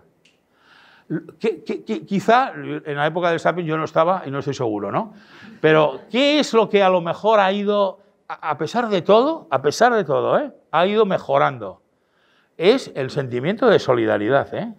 A pesar del mundo en el que vivimos, no descarten que culturalmente la palabra solidaridad casi en ninguna época de la historia ha estado tan valorada como en el siglo XX finales del XX y el siglo XXI. Digo la valoración, porque ahora también vivimos esta época en España, justo hemos tenido unas elecciones de una autonomía este fin de semana pasado y el aumento de la ultraderecha es espectacular, en la zona, en el centro del país, ¿no? Pero esto es una paradoja que no invalida la creencia de que hay valores que en el siglo XXI, en el siglo finales del XX, se asumen como plenamente humanos. La solidaridad, la libertad, la democracia, lo que pasa es que están secuestrados. Son valores que también están, de alguna manera, ¿cómo decirlo?, como están desgastados. A nuestros jóvenes, cuando les hablas a veces de democracia, lo único que les viene a la cabeza es el engaño, la manipulación, el aprovechamiento de los resortes de poder, etcétera, ¿no? Entonces, ¿cómo conseguimos cambiar eso, ¿no? A través de experiencias, claro. Muy interesante esta apropiación de recursos. ¿Qué más por ahí? ¿Tenemos algo más? ¿Esta mesa? ¿El qué, perdona? La segunda que teníamos era la flexibilidad, pero tiene que ver un poco con esa propia... Bueno, pero lo ponemos por ahí, flexibilidad. ¿Aquí hay algo que falte? Nosotros algunas cosas hemos coincidido, por en recursos, maximizar recursos, ser creativos con los recursos, y también pusimos que en algunas cosas se aprendió a invertir. Porque vos decís que los recursos estaban, muchas veces no estaban, uno los pedía y de golpe aparecieron. Sí. Y en cuanto a las familias, pusimos que... Qué suerte que aparecieron. En algunos casos, que valoraron la escuela como organizadora, que aprendieron a contar lo que les pasaba, y esto no suena lindo, pero aprendieron a ver las capacidades y habilidades, pero también los límites de sus hijos. Cuidado con eso, ¿eh? Cuidado con eso. Cuidado con eso. Cuidado con eso, ¿eh? Porque cuando... yo, de 100 personas, de 100 padres o madres, que me hablan de los límites de sus hijos, 3 los sitúan para mejorarlos y 97 para conformarse. Porque en realidad es una ruptura de la expectativa que ellos tenían con la realidad. Y entonces, cuidado con... O sea, yo soy... Bueno, igual... esto es, siempre las personas somos subjetivas, ¿no? Pero yo me resisto normalmente a cuando decimos voy a acompañar a una persona y entonces un alumno es muy importante que se dé cuenta de sus limitaciones. Cuidado, ¿eh? En la adolescencia es tan importante darse cuenta de tus limitaciones. Cuando voy al espejo y no me gusto, cuando me siento tan inseguro porque me relaciono con los demás, cuando no tengo el cuerpo que veo en el Photoshop de... Cuidado con tanta limitación, ¿eh? Es decir, una cosa es, porque si yo establezco un proceso de evaluación para el aprendizaje formativa, no me preocupa la limitación, porque lo que me preocupa es que tú sepas dónde estás para seguir avanzando. O sea, lo que me preocupa es que seas consciente no tanto de tu limitación, sino de dónde estás, de que no creas que esto que has alcanzado es lo... Hombre, esto es el nivel básico, o sea, el nivel medio. Igual que acá en la capital los padres que aprenden a ver las limitaciones de sus hijos no ven las limitaciones en ellos, sino... Claro. Y sobre todo la cantidad de padres que proyectan en sus hijos sus propias frustraciones, ¿eh? Esto en el deporte es quizá el ejemplo más evidente, ¿eh? Yo, como tengo un hijo que fue muy deportista y muy futbolista, o sea, me desesperaban los partidos de fútbol desde los 8 a los 15 años, ¿eh? O sea, eran los padres, eran una jauría humana, ¿eh? Con el árbitro, con la árbitro. No, imagínense cuando encima el árbitro era mujer, ¿no? O sea, aquello era, bueno, o sea, es decir, tenemos que manejar. Hay un profesor, a mí me gusta mucho, le hice una entrevista en estas mudanzas que publico en el blog, de conversaciones, que es el profesor, el catedrático de la Universidad de Málaga, Ignacio Calderón Almendros, ¿no? Él es un especialista en educación inclusiva porque tiene un hermano que fue el primer síndrome de Down que se certificó en una escuela de música en España, ¿eh? Y él se especializó y siempre dice, no hay una edad correcta de pensar, o sea, no hay una madurez correcta. O sea, cuando a veces, él decía, cuando a veces le decimos a una familia, tu hijo de 15 años tiene una mentalidad de 10. Es una de las frases más terribles que le podemos decir, porque fíjense, lo que le estamos queriendo decir es que sus recursos, que sus pensamientos, incluso que su ocio, que su capacidad de autogestión, de autonomía, no es exactamente, no es la misma que la que tienen los alumnos de su edad. Pero cuando yo tengo 10 años, mi capacidad de autonomía y de autogestión puede ser perfectamente adecuada. Yo no le tengo que decir a una persona, es que parece que tengas 10 años. Porque lo estoy, fíjense psicológicamente lo que significa para un joven, lo estoy llevando hacia atrás. Lo que tengo que hacer consciente a una familia es, y yo lo he hecho con hijos de amigos y con algún sobrino que tengo, es decirle a sus padres, vuestro hijo necesita más acompañamiento del que vosotros creáis que a su edad pueda tener. Necesita que le acompañéis más. No que le controléis, sino que le acompañéis, que estéis más presentes. Y no hay más clave, no hay más clave de éxito. Porque en el momento que hay acompañamiento en esos procesos, las personas nos sentimos más seguras. Pero tiene un pensamiento de 10 años, es terrible. Y por eso Nacho Calderón suele decir, a menudo la desigualdad está producida porque el problema no está en el otro. El problema está en mi mirada. El problema está en mí. No está en el otro, sino está en mí. Porque recuerden, quizá el elemento del ser humano más básico y esencial es el sentimiento de pertenencia. Es el primero, como animales que somos, lo primero que buscamos, sin más pensamiento, conciencia, es pertenecer al grupo, todos los adolescentes, ¿no? Mucha parte de la delincuencia juvenil, ¿no?, está en una gestión malentendida de ese sentimiento de pertenencia, pero porque es algo profundamente humano. Bueno, me gustaría, ahora, porque no vamos a poder pasar a la otra pregunta, ¿no?, pero como han aparecido aquí elementos, como se lo voy a enviar, no es que yo les dé las respuestas, pero ustedes pueden hacer ese ejercicio con sus equipos. Lo que sí les voy a pedir es que ahora aquí apuntáramos en estos minutos que nos quedan. Bueno, muy bien. Entonces, ante esta situación, ¿cuáles serían para nosotros una característica y qué tipo de liderazgo pensamos que necesitamos? Ahora, piensen en ustedes, claro. No piensen ni en el secretario general de la ONU, ni en el presidente de un país. Piensen en ustedes. ¿Qué tipo de liderazgo? O sea, ¿qué tipo y una característica básica? ¿Ven la diferencia? ¿Qué tipo de liderazgo y una característica que necesitaría esta persona, que necesitamos que tenga? Fíjense que les pido un esfuerzo importante, Una sola característica, la más importante.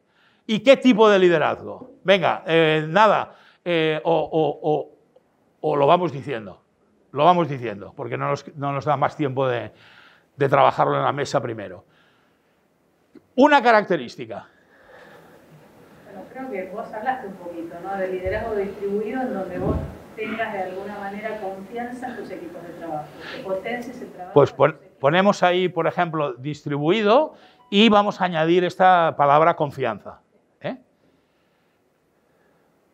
Porque hablamos ahora de las características. La idea es no repetir. Hablar del trabajo es gestionar grupos de trabajo, pero para decir una característica distinta, complementaria. Sí, explícala un poco. Hablaría de gestión estratégica. Perfecto. Para no repetir la misma, sí. Otra palabra y apuntar a lo mismo. Muy bien. Mira, la estrategia es uno de nuestros grandes problemas cuando el día a día se nos echa encima. Y entonces esto necesita que pensemos en nuestras reuniones. En nuestras reuniones tenemos que ser germánicos, tenemos que ser como los alemanes, ¿no? Ahora tocan 10 minutos de información y ahora tocan 50 de estrategia.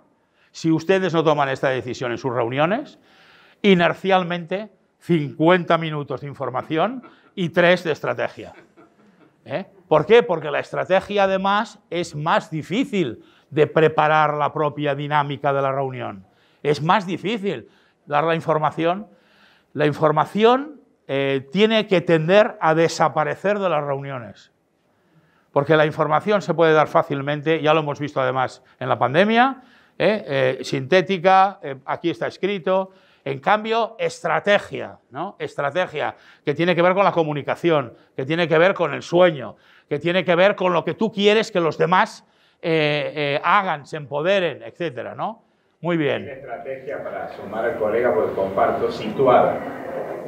Por esto que vos dijiste también, yo puedo ir y ver, llevarme de hoy que esta técnica está maravillosa para hacerla, pero yo en mi escuela no puedo empezar con esto, tengo que ir un pasito más adelante o un pasito más atrás. Situado, a mí me parece que por ahí nos falta, a todos, lo digo como funcionario también. O sea, situar... llevamos cosas y creemos que de inmediato... Eso es muy importante, porque quemamos. No, si ustedes entienden, es que si es... supongo, contextualizada, ubicada. Es una de las características del liderazgo. Claramente, ¿no? No nuevo, pero digo, me parece que lo interesante es poder darte cuenta de esto, porque a veces te quedas muy lejos de la realidad que vos tenés que transformar. Entonces, a veces es bueno tomar distancia. Y puede pasar una cosa que es una experiencia también desagradable, ¿no? Que tú llegas entusiasmado con una convicción y te metes con tu equipo y te pegas tal castañazo por falta de contexto, de ubicación, que entonces te crees que la idea era la mala, cuando en realidad lo que faltaba era el contexto, la ubicación, ¿no? Por supuesto, por ejemplo, esta vivencia que tuvimos hoy nosotros acá, porque los colegas nuestros no la tuvieron, entonces hay que generar las condiciones porque si no, como directivo...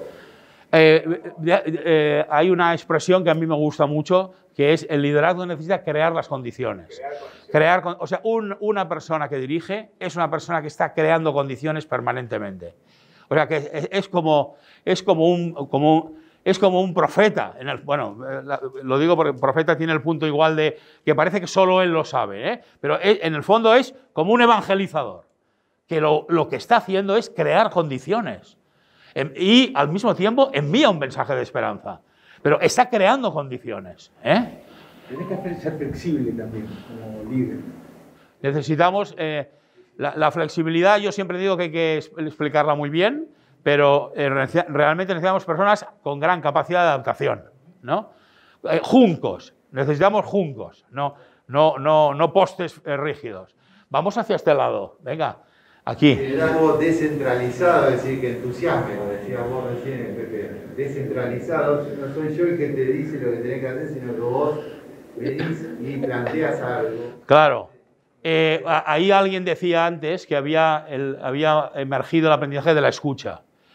Una característica del liderazgo es la capacidad de escuchar. La capacidad de escuchar. Y a veces no es fácil, porque tú estás con 50.000 cosas en la cabeza y a veces hay gente que te come el tiempo, que te lo come. Y entonces hay que saber cómo... aquí el tiempo está repartido entre todos. Hay gente que te come la energía y el tiempo. Y entonces hay que ir al poste, como ahora los coches eléctricos, hay que ir al poste de alimentarse, ¿no? Y pensar que a nuestro equipo directivo también hay gente que les come la energía y el tiempo. Y nosotros, ¿cómo les enchufamos la gasolina? ¿No? A veces no los tenemos que llevar a tomar un asado, ¿no? A veces tenemos que decirle, yo lo he hecho alguna vez, vente, vamos fuera a tomar un café, vente. Vente, ¿por qué? Porque está al borde, y a veces eso se ve porque casi te agrede, digamos, ¿no? Porque casi está enfadado contigo, ¿no? Vente, vamos a tomar un café. Porque a veces podemos ser que provocamos nosotros estas situaciones, ¿no? Venga, más por ahí. ¿Hay alguna? Sí. Gestión en un doble sentido, como iniciativa y autonomía, libertad personal, una dimensión más personal de la gestión ligado al grupo. Y el otro sentido, que me parece a veces no lo tenemos muy presente, que quien gestiona tiene que ser consciente de todas sus potencialidades, pero también de sus límites, pero a la vez que es consciente de sus límites, trabaja para extender las fronteras, ¿sí? Está bien, esa idea de abrir la frontera. De hecho, una característica de un buen liderazgo es que se rodea de las personas que saben hacer lo que él no sabe hacer. Y que a algunas personas eso les cuesta, porque lo viven como un sentimiento de competencia, de ahora el bueno será él, pero un buen liderazgo es una persona que al final lo ve rodeado de todas las talentos o competencias, más que competencias, que tú, como dices, pues te faltan, digamos, ¿no? Vamos ahora al tipo de liderazgo. De todas maneras, la primera expresión de distribuido, en todo caso, sí que sería más respecto a esta idea del tipo. ¿Qué tipo de liderazgo? Distribuido, ¿no? Un tipo de liderazgo que necesitamos ahora es el que reparte juego. Necesitamos un centrocampista. ¿Mediocampista le llaman ustedes? Mediocampista. Si tenemos un tipo de liderazgo del arquero, claro, el del arquero, ¿qué hace? Tira las pelotas fuera. O se la queda para él. Y además con la mano, que es de la única manera que no pueden jugar los demás. No necesitamos, si me permiten, como la metáfora, no el arquero, necesitamos distribuido. ¿Qué más tipo de liderazgo necesitamos ahora? Para el aprendizaje. Un liderazgo para el aprendizaje, ¿no? Necesitamos algo que cuesta mucho. Y es que nuestras directoras, nuestros directores dediquen más tiempo a la energía de mejorar los procesos de enseñanza y aprendizaje no él individualmente, claro, sino de la estimulación, de la generación de equipos, que no a ver si el edificio cumple las normas últimas de la municipalidad, a cumplir todas las normas, digamos. Yo no he visto más tiempo que algunos directores dedicando al edificio, ¿no? A las obras, a las tuberías de agua. Hombre, hay gente que hace muy bien ese trabajo, ¿eh? Hay técnicos que tú les dices, tú eres el responsable de mantenimiento de todo este edificio, de cumplir todas las normas y de todo. Pues tú, pero no yo, que soy el responsable del liderazgo para el aprendizaje, ¿no? ¿Qué más? Adelante. Que habíamos conversado con vos en algún momento, la importancia de la gestión del tiempo, ¿no? Hacerse espacio para pensar toda la gestión, ¿no? Con lugar en la agenda, ¿no? Bien planificado. Vamos a ponerlo, aunque vamos en las características, que es gestión de la agenda, como titular. Enséñenme su agenda, y yo les diré a qué están dedicando el tiempo. Les diré cuáles son sus prioridades reales, no me las expliquen. Enséñenme la agenda, 2 semanas. Agarren su agenda 2 semanas y durante 2 semanas hagan este ejercicio. Ir apuntando cada día a qué han dedicado el tiempo. Y no se autoengañan, claro. ¿No? Y al cabo de 2 semanas son capaces... No, es que estas 2 semanas han sido especiales porque empezaba el curso. Bla, bla, bla, bla. ¿No? Es porque las otras 2 semanas son especiales porque era el aniversario de la fiesta de no sé qué. Y las otras porque, claro, la municipalidad ha convocado una jornada... No, claro, todas las semanas son especiales. O sea, pero por eso les digo 15 días. Y sabemos cuáles son nuestras prioridades. ¿Y la otra? Y el otro aporte es las habilidades comunicativas, ¿no? Muy bien. Eso es el tipo de liderazgo. Nathalie, sí. Ese sería, necesitamos un tipo de liderazgo muy comunicativo, muy comunicador. Ya sabemos, otra vez estamos, la comunicación es una moneda de cara A y cara B. La comunicación es extraordinaria cuando lo que vehicula es para el estímulo, para el bien común, para la mejora, y puede ser extraordinariamente negativa cuando las habilidades están dirigidas a la manipulación, al convencimiento, a la falsedad. Pero eso demuestra, cuidado, que la comunicación es muy poderosa. Mi formación inicial es de periodista, y yo siempre me peleaba con mis colegas docentes porque siempre se quejaban de los titulares de la prensa. Y les decía, vale, vosotros queréis otros titulares. Enseñarme alguna prensa que maneje titulares de 6 líneas, de 8 líneas, de un párrafo de una página entera.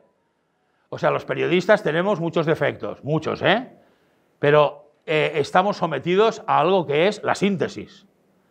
Es verdad que a veces hay un aspecto que aún lo hace más pernicioso, que es la capacidad entonces de llamar la atención del público, y por eso hago noticias que en realidad busco lo peor, lo morboso.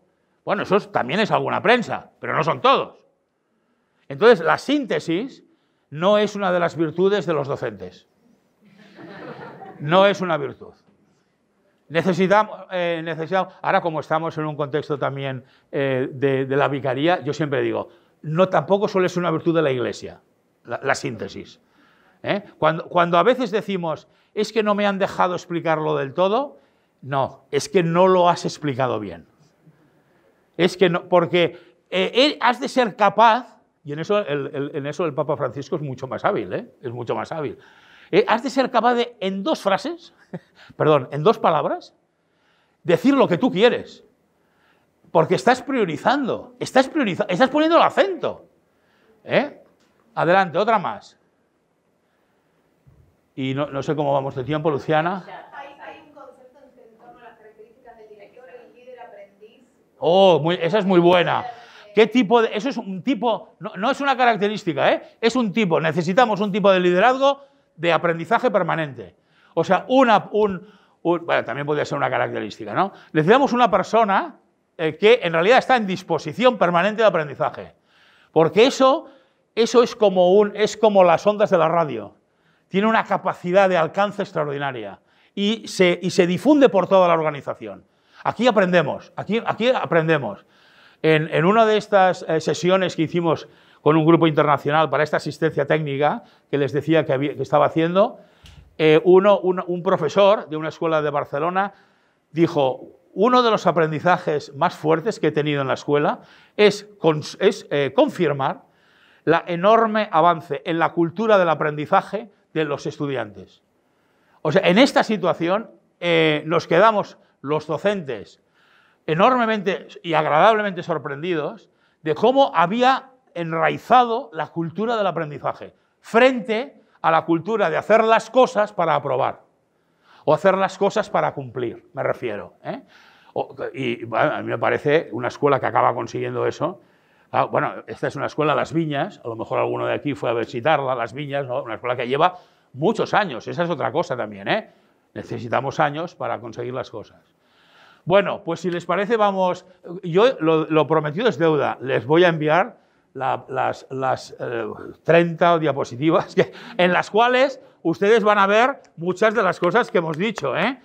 Nos hemos quedado por estos aprendizajes, aunque los hemos ido mezclando del proceso de enseñanza-aprendizaje, pero les invito a que lo estimulen, a que lo difundan, ¿no? Entonces ahora sí que me gustaría, de una forma muy breve, ¿no?, que pudiéramos hacer como un cierto feedback. Nosotros decimos, bueno, ¿qué me llevo en una palabra?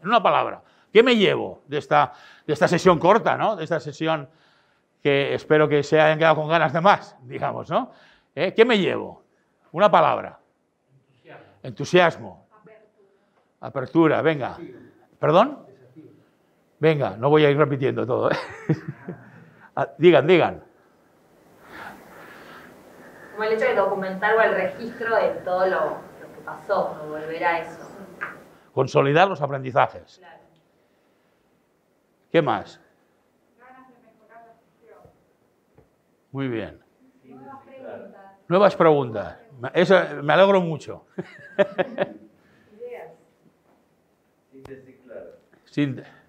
Muchas gracias. ¿La inquietud de ustedes le dan un sentido creativo o un sentido negativo? Pero eres tú. Esto de la mascarilla. Gracias. Adelante, ¿qué más? Bueno, pues muchísimas gracias, de verdad, Espero que lo hayan podido disfrutar.